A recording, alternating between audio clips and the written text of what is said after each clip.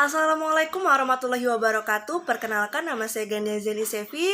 Saya dari Prodi Manajemen Bisnis Syariah kelas I dengan nomor NPM 2251040269. Di sini saya dari kelompok 1 ingin mempresentasikan hasil review jurnal kelompok kami dengan judul Motivasi Kerja dalam Perspektif Islam, sebuah kajian teori dengan volume 1 nomor 2 tahun 2021 dengan penulis Elza Umiyarzi.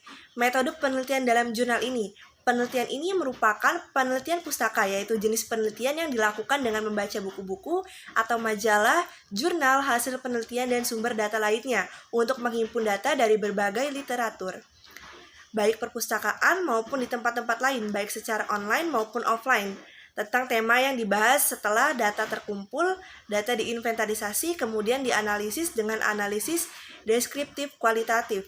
Hasil penelitian pada jurnal ini.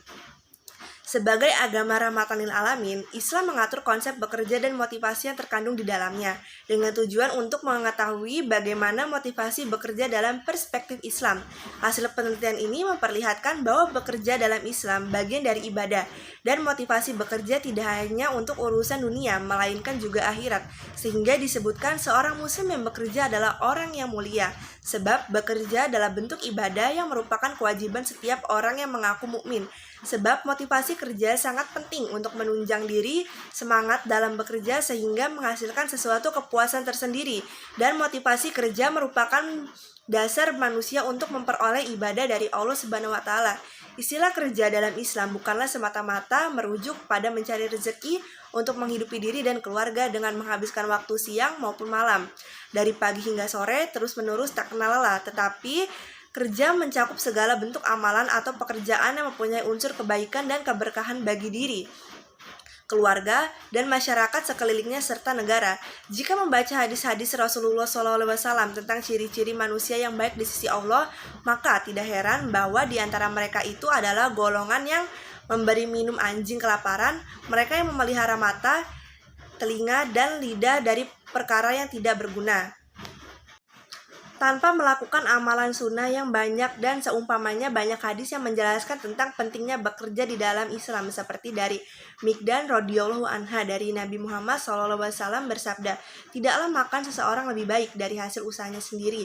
Pada hadis yang telah disebutkan menunjukkan bahwa bekerja merupakan perbuatan yang sangat mulia dalam ajaran Islam. Dalam Islam, bekerja bukan sekedar memenuhi kebutuhan perut, tetapi juga untuk memelihara harga diri dan martabat kemanusiaan yang seharusnya dijunjung tinggi. Karenanya, bekerja dalam Islam menempati posisi yang teramat mulia. Islam menghargai orang yang bekerja dengan tangannya sendiri. Selain itu, orang yang bekerja berusaha untuk mendapatkan penghasilan dengan tangannya sendiri, baik untuk membiayai kebutuhannya sendiri ataupun kebutuhan anak dan istri jika sudah berkeluarga. Dalam Islam, orang seperti ini dikategorikan jihad fisabilillah. Dengan demikian, Islam memberikan apresiasi yang sangat tinggi bagi mereka yang mau berusaha dengan sekuat tenaga dalam mencari nafkah ataupun penghasilan. Bekerja juga bisa menjadi sarana untuk berbuat baik kepada orang lain dengan cara ikut andil membangun umat di masa sekarang dan masa yang akan datang, serta melepaskan ketergantungan kepada umat lain dari jeratan transaksi haram.